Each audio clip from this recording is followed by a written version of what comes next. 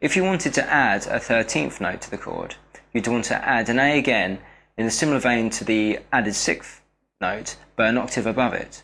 So we can find an A here on the 5th fret of the high E string. So to include our root, our major third, our 5th, our major third again, and the 13th, we'll have a chord that would sound like this.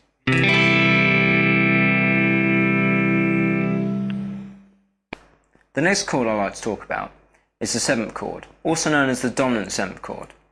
Basically, you can take any major or minor triad and add the 7th of the minor scale to it to make it a dominant 7th, which does sound strange, adding a minor 7th to a major triad chord. Basically, this chord is more prominent in the scale that is the 4th of the chord that we're thinking about. For example, if we took a C dominant 7th chord, we'll take our normal C major chord and we'll add the 7th of the C minor scale, which is B flat. So we'll have a C dominant 7th chord if we add a B flat to a C major chord.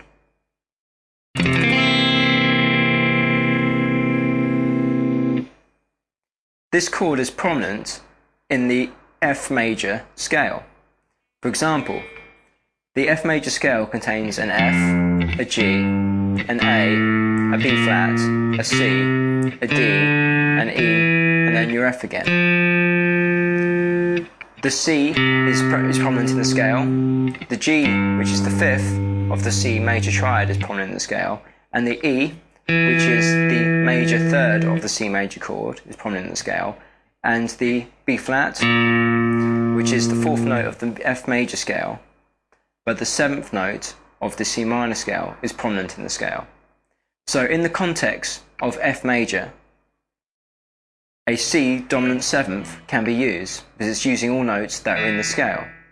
So if we had a sequence that started off with F major, a second chord that we could go into would be a C dominant 7th.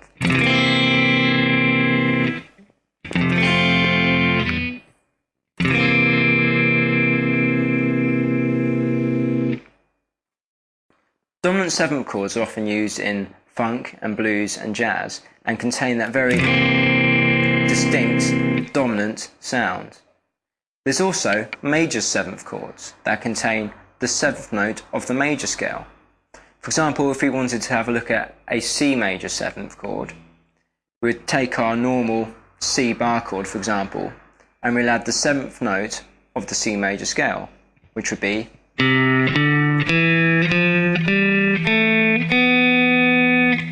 a B. So we will include a B in a normal C major chord, which will give you this sound. This is a lot more dominant sounding than a C dominant 7th chord.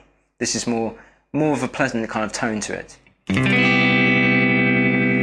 Whilst a C dominant 7 with the B flat instead of the B would sound like this.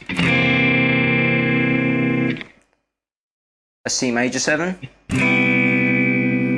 a C dominant 7. From the C dominant 7th chord, we can add another note to it, for example the 9th, and we have a C 9th chord. This is different to a C add 9 chord. In a C add 9 chord, you are just adding the 9th to the normal triad, giving you 4 notes. In a normal C 9 chord, you're including the 7th as well. So in the context of C, we'd have our 7th note, which is the B flat, and we'll also include the 9th note, which is a D.